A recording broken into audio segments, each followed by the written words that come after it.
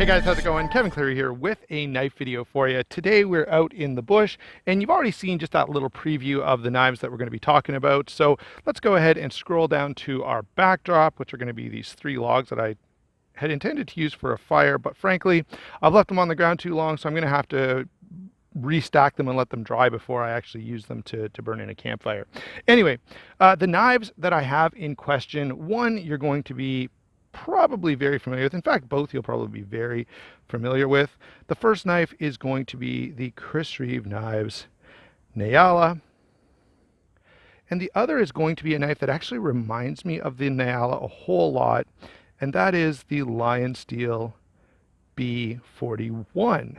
This is a new Lionsteeel. It's a variation on the B40, and I have to say that these two knives, let me just grab them both here, let you take a look.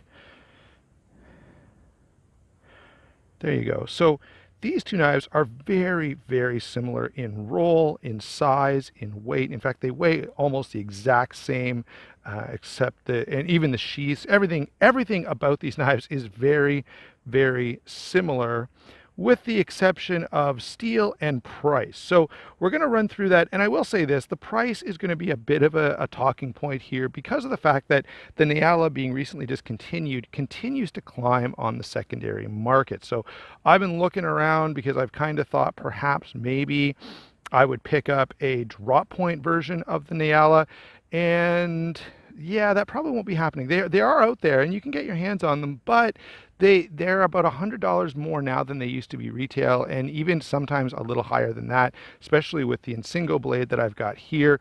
It can be a little pricey. So I'm going to put that out there right away. Nonetheless, I still want to do this comparison because I think it'll be of interest to you, number one, and two, because I kind of want to compare.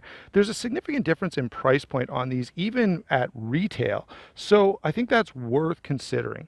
All right, so let's go ahead and get into, first of all, a quick rundown on the specs. Again, these are very, very similar. Let me just switch my grip here so I can give you guys a look at the other side. Okay, so very, very similar. Quick rundown, as I was saying, the Nyala is 8 3/4 inches. The B41 is 8 3/4 inches. The blade length is the same at 4 1/16. The handle is the same at 4 5/8. Now the grip area is a little different. You can see the Nyala, there you go, has a little less grip area, so 3 5/8 inches here and a full 4 inches over here. The weight, again, is almost the same. So we've got 6.2 ounces on the Nyala, 6.1 on the Lionsteeel. Now the sheaths kind of reverse that. Let me just grab those so I can give you a quick look. So there's the Reeve Knives Nyala sheath.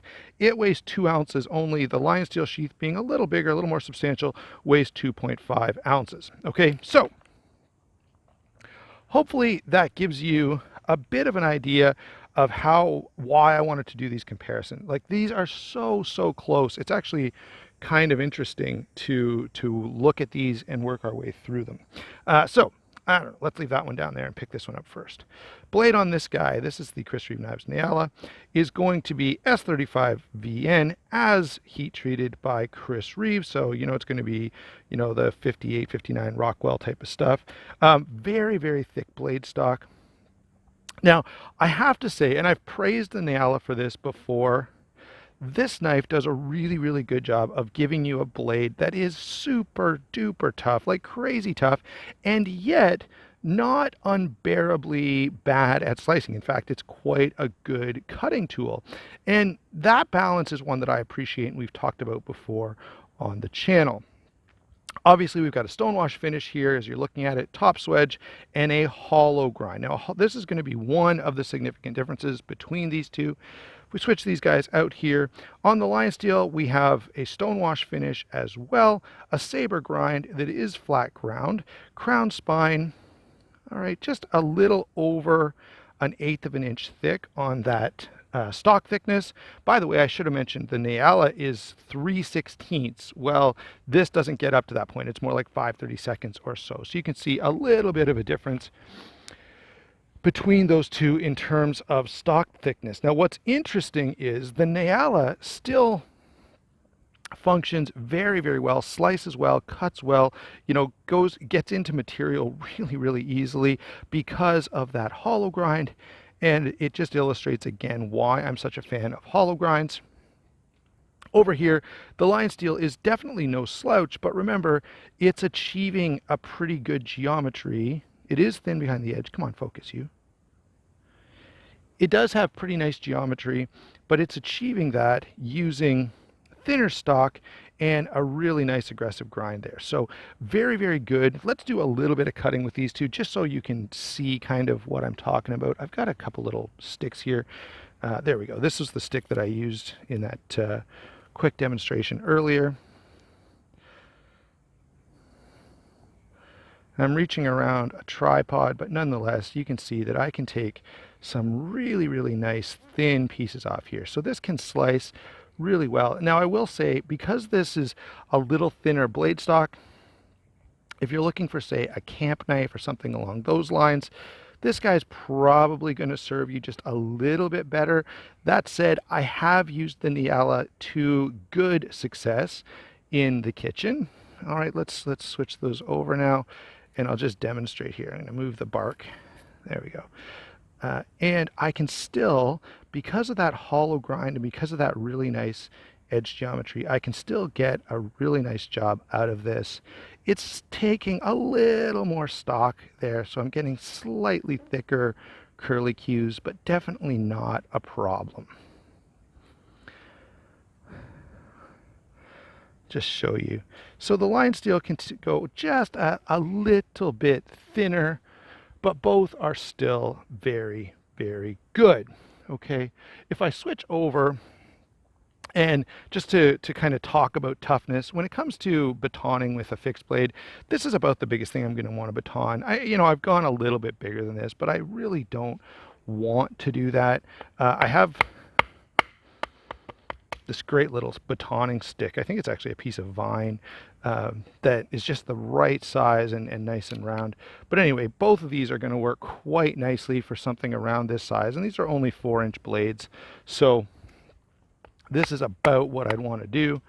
Okay, and again, no issues. And by the way, in terms of confidence, I'm very, very confident in both of these blades. They both achieve a high degree of toughness, a high degree of usability, as again limited by that 4-inch blade length. So obviously you're not going to baton through this because you just don't have the blade available to do so.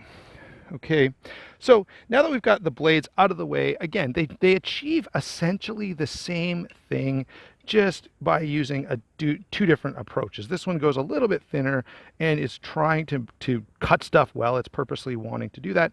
The other one is a little bit tougher, a little bit heavier duty, but still cuts well because of the hollow grind. If we move down to the handles, this becomes a little more difficult comparison. And all I'll say about the handles, both of them are micarta, obviously both full tang. Oh, should have mentioned the steel here. So we've got Sleipner steel on this side and then S35 VN on this side. Both very, very good steels. Okay, if memory serves, and I'm out here, I don't have a list of detailed steel information. Both have held up in terms of edge retention for me very, very well. But Sleipner will often talk about it being, sort of a stainless version of D2. And I'm oversimplifying a little bit, but because of that, the S35 VN is going to pull ahead a little bit in terms of toughness, but really they're so comparable. And in terms of my use, I have not noticed any significant difference. Okay, so that's in terms of edge retention. Okay, now let's finally move over to these handles, and then we'll talk about the sheaths at the end. So handles, obviously both micarta, both full tang construction. Now the handle is a little proud of the scales. I mean, the tang is a little proud of the scales on the Nyala, not so on the Lionsteeel.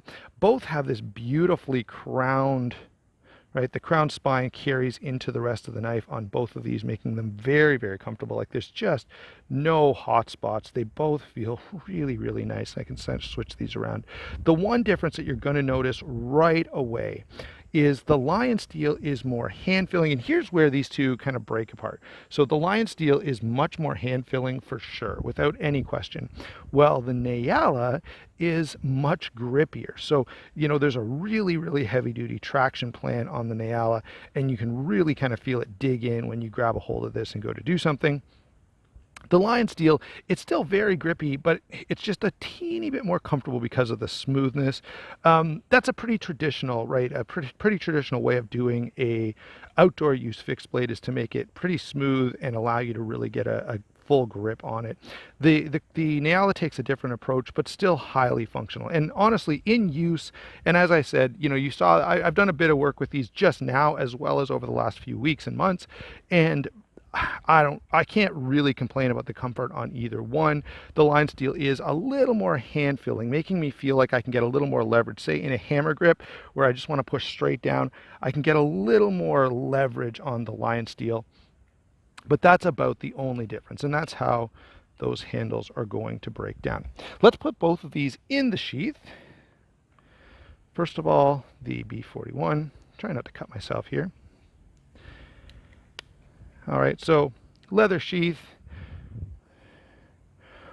set up for right side carry. Same deal here, leather sheath, set up for right side carry.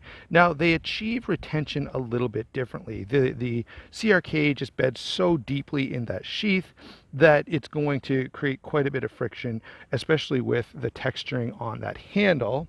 The Lionsteeel, on the other hand, like the M4 and a few other Lionsteels, goes with the button. I have really no big preference either way. My big preference would be to consider having either both or one or both of these done in Kydex. Okay, so I do prefer a Kydex sheath. Although, let me say this, my preference for a Kydex sheath focuses generally around carrying an EDC carrying a fixed blade as an EDC. Hold on, guys. There we go. Just had to brush away that mosquito. When I'm not, like both of these, as carrying them in the bush or on a bike ride or when I'm hiking with the kids or whatever, a leather sheath is not a problem for me. The one limitation that both of them do have, although both of them being a little bit smaller are okay, any sheath that has a belt loop like this becomes a bit of an issue if you want to have the option to take your knife on and off quickly and easily. So throw these on your belt. To get it off, you've got to undo your belt, take it off, and remove it. The big thing that I like about Kydex sheaths is that they often have a fold over, which allows you to clip them to one. If you're not wearing a belt, you can clip the sheath to your waistband of your pants or to something on your pack or whatever the case may be. If you are wearing a belt, you can get it on and off. So let's say you're hiking or you're you're working around the yard, you can have the knife on your belt, clip it off when you get in the car to go run an errand, put it back on quickly and easily when you get out of the car at your destination. You can, the on-off process is a little bit easier. Now, I also get that may mean you could lose your knife, and so I understand putting the full closed loop on both of these. All right. In terms of construction and looks and durability and all those categories, I find both of these sheaths extremely attractive, absolutely beautiful. You do get the added utility on the Reeve of having these two holes. So you could do, if this was on your belt, you could do like a leg wrap, or you could use this to lash it to a pack or something like that. All right. So that's, they're very similar. They're both leather sheaths. They're great. Both of them are really good for outdoor use. Again, I don't love leather sheaths for EDC. I just find Kydex a little more convenient, as long as the retention is good. All right, so how do these kind of stack up in the end? We've talked about the blades, we've talked about the handles, we've talked about the sheaths. By the way, both of these I find to be extremely beautiful knives. All right, so let's just take a closer look for a second. The B41. I don't know about you guys, but I find this a beautiful design. I tend to enjoy Moletta designs quite a bit, and this is absolutely no exception. Beautiful, beautiful knife. Moving over to the Nyala, guess what? Same thing. Absolutely gorgeous, gorgeous knife. I love the design on this. I can see how it wouldn't be for everyone, especially in the Insingo. Some people might be more inclined to go toward a drop point. But again, a beautiful, attractive knife. I feel like both of these could be, put on display in a glass case or on your knife shelf at home and be found very, very attractive. And I don't think the sheath diminishes that either. Again, beautiful.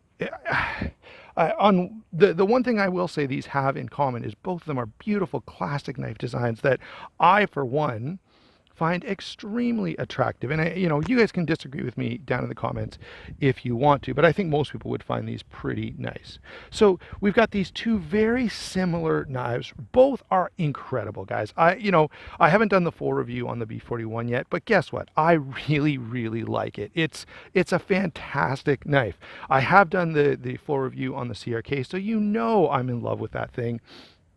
I can't recommend either one of these enough. The one thing I have to say, though, is there's a huge, huge discrepancy in price point.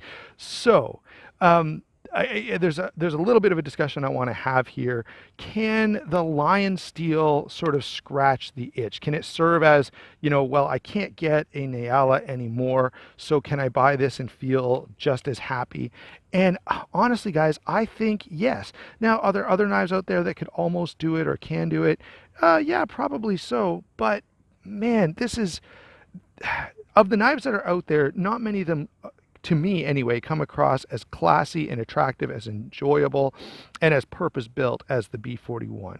Okay, I really, really think this is a great option for those people who are looking for a Nyala and are not going to be able to get one. Would I like it a little better with a hollow grind? Yes, I would. But even as it stands with the flat grind, saber grind, it's really, really fantastic. Okay. So that's sort of the big elephant in the room, is that price point. And, by the way, let me say, while we're talking about price point, I've been looking around for both of these knives actually in preparation for this, and DLT Trading has some great prices on their Lionsteeel stuff. So please use my link to DLT Trading. In many cases, their Lionsteeel knives are a better price than you can even get using my discount code at some other websites. I have the discount code for White Mountain Knives and Southern Edge Knife Works. Both of those often don't carry Lionsteeel stuff either. The nice thing about DLT is they've got tons of Lionsteeel knives, so whatever variation you want, it's just nice to have some confidence knowing that you can go there and get kind of whatever you want and get a pretty good price on it. So use that link. It does help the channel. Getting back to my further discussion here, guys, easily recommend both of these. To be honest, the practical side of me has to say, if someone called me and said, Kevin, I'm really looking at a Nyala, but I don't want to spend the money. Could you recommend something? Or I've been looking for a Nyala and just can't find one. It's easy for me. At $140 is what I think these go for. That's an easy, easy recommend. In fact, if you're looking at a Nyala and you're hesitant to spend, they're $350, $400 these days. And the Lionsteeel for $140 is every bit as much knife. So, there are a couple little things that I like better on the Nyala, but the fact is they're just hard to get. And so there you go, guys. In terms of a winner on this, these are so close, and if both were the exact same price, I couldn't declare a winner. It would just be 100% tie. But in terms of looks and functionality and fit and finish and all the things I care about when it comes to nicer fixed blades, these are just basically equal to each other, with the exception being that the Nyala is a little more special. And I will say that there's no question that, having a Nyala in the collection is really, really cool.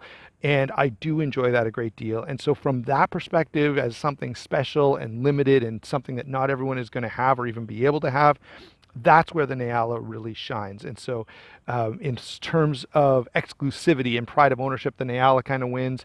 In terms of general use and just having something great for the bush, the Lionsteeel wins. So there you go, guys. Sorry it took me so long to come to a conclusion, but it was kind of hard for me to put those into the words that I thought accurately conveyed my thoughts. Thanks a lot. We'll talk to you soon.